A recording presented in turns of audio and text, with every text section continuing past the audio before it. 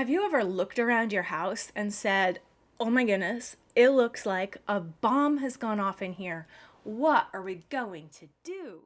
No bomb has gone off. That's a bad metaphor. Let's talk about this.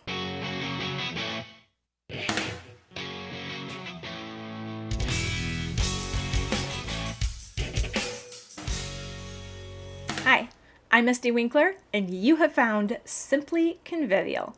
Convivial means enjoying life together, and that's the hospitable atmosphere that we want to create in our homes. Now, how can a messy home be convivial? Well, it totally can. Let's talk about that, especially when we look around our house and feel like a bomb has gone off in here. Grab a basket of laundry to fold, and let's dig in.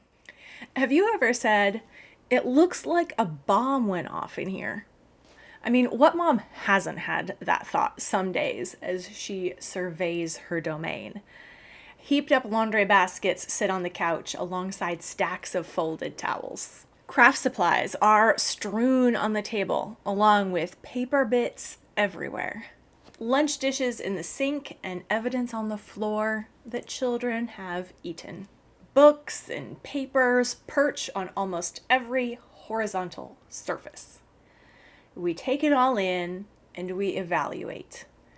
And our evaluation is primarily negative.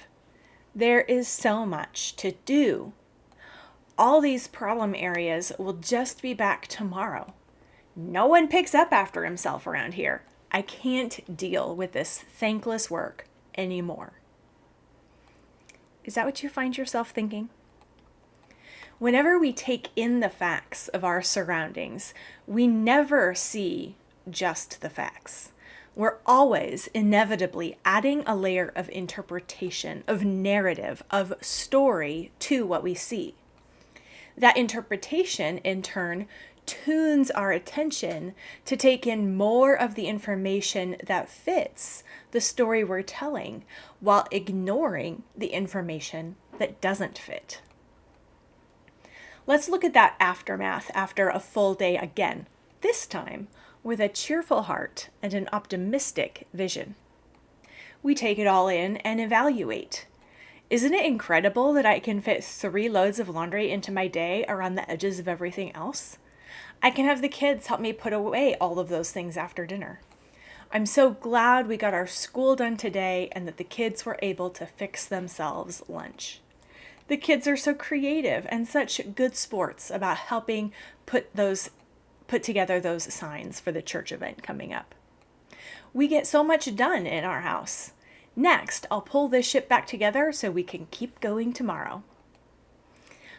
That is a story for the exact same set of circumstances, but it is a different story, a different attitude. Only one of these attitudes is productive. Only one of these stories is actually true. No matter the mess at the end of a day full of activity, it doesn't actually look like a bomb went off. That's a metaphor, a little tiny mini story that is more likely to blow up your own internal dialogue and thereafter your life than it is just a funny exaggeration. A bomb destroys. A bomb levels.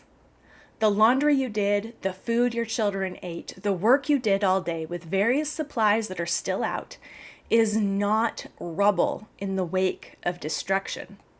It is evidence of action, of life, of productivity. Nothing has been destroyed, not even your home. Our home's purpose is not to sit pretty.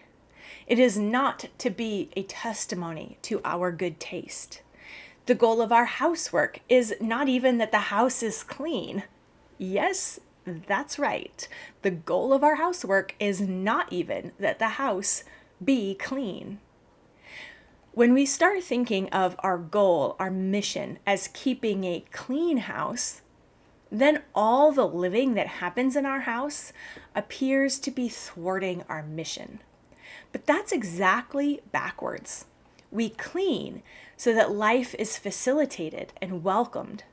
When we see evidence of life being lived, of projects being pursued, of education happening, then we should rejoice while clearing the decks for more of it to continue happening tomorrow. But we can be so desperate for a grade, for a paycheck, for an evaluation, for some kind of gold star that we too easily seize upon the state of our house and elevate it into a scorecard. We look at the house and let it be a judge, holding up to us either a 10 or a 2, and rarely do we see any middling numbers. Then we swing wildly back and forth between being all about keeping everything just so or entirely giving up. We see only 10s or 2s because that is our boom and bust cycle on display. We want our homes to be cozy, welcoming, beautiful havens. That's our standard for a 10 out of 10. The crumbs on the floor, the dishes in the sink, the laundry in process, and evidence of children in the house appear to negate our attempts at creating a haven. But your home is not for hygge. It's not to be a cozy haven only. Your home is for life. There will be times for cozy and serene life, but there will be more time for busy, skill building, and messy discipleship. Your home is a stage for your mission. It's not a mission in and of itself. I have learned to be amused by comments that some people will make when they hear that I write on organization. Everyone by default seems to assume a Martha Stewart or Pinterest or Instagram version of organization. Unconsciously, I think we all equate organization with control. We picture being put together as never having anything out of place. So my husband, my children, my friends raise their eyebrows in amusement when they hear comments like, "Oh, your house must be amazing and so organized," or "Your house must run like clockwork." Let me tell you, we are often scrambling. We're not scrambling like those who have no purpose, who are flying by the seat of our pants. We're scrambling because we want to be working at as much as possible, pushing our capacity, actively, zealously pursuing good works as God makes them available to us. And that means that our home is messy more often than it's clean. We spend way more time in progress mode than we do in complete mode. If you step into our house in the middle of a typical day, you will not find everything in its place.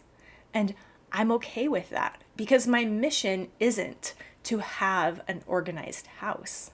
My mission is raising a family that glorifies God to its fullest, expanding everyone's capacity. And organization is just a tool to help that happen. It's not the goal in itself that everything else is serving. Organization instead is the tool rather than the goal. And those two different uses of organization end up looking very different in real life. I'll tell you, I have taken meals to moms with several small children after their third or fourth or fifth baby has been born, and I step over toys and I set the food on a dirty counter only to have the mom apologize that the house isn't clean. Let me be the older woman here. I am legit, I'm a grandma, and I will give you, the self-conscious new mom, a different perspective on those exact same facts. If you just had a baby 4 days ago with 3 other children under 6 running around, it had better be messy when I come drop off a meal. Your job is to sit, nurse, rest, smile, and cuddle. That's why I'm bringing you a meal. You'll pull the house back together again later, or maybe you'll have a mother's helper or your mother-in-law or your mother or someone come help you. you're not going to be back in full gear for maybe 3 or 4 months, and that's totally okay. I am actually concerned if I walk into an immaculate house, not a messy house, in that kind of situation, unless, your mom or a sister or someone is staying with you. It's better to see a house bursting with evidence of life and a mom who's resting, and not a house evidencing a woman who spends all her time tidying up after people so that the house stays just so. The state of your house in any given particular moment is not your grade. The state of your family is your grade, and that grade is on the whole movie version, not any single snapshot. The state of the house and of the family are often very different. One should serve the other, and the one that you make your focus will be served by the other. So if you make your home's cleanliness your scorecard, then your family will be serving the house rather than the house serving the family.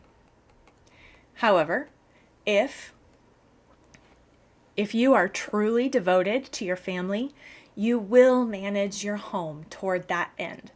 It might rarely be impressively clean and organized, but it will facilitate the flourishing of many people. All the evidence of full lives lived in your home at the end of the day is no sign of destruction. There is no bomb that has gone off. Really, it's been the exact opposite. Our metaphors matter. Your home is a garden. You can nuke it so that nothing grows at all. But if you're growing a vegetable patch, there are going to be some weeds to pull every day. You can't ever pull the weeds so well one day that they will never come back again. And it's never too late in your garden to start pulling weeds, no matter how big they are. Productive gardens require tending. They're ongoing projects, bearing fruit and nourishment. And the same thing is true of our families. Productive households require ongoing tending, care, and attention so that they can bear fruit and nourishment for many. So do not be discouraged by the fact of the work that you have to do. Roll up your sleeves and learn to love it because you see how good it is. So now you're not going to say anymore that a bomb went off in your house when it's messy, but maybe you do need a strategy to be tending your home like it's a garden, like it's a productive, important place where good work happens. Well, I have just the thing. You can go to simplyconvivial.com/clean, and that link is in the episode description. simplyconvivial.com/clean to download my free 3-page guide to help you come up with a personalized housekeeping routine. That's simplyconvivial.com/clean. And this guide will help you figure out what you need to do. It will not be a ready-to-go checklist because my goal is to help you pay attention and work in your own particular house, and to do so while you repent, rejoice, repeat.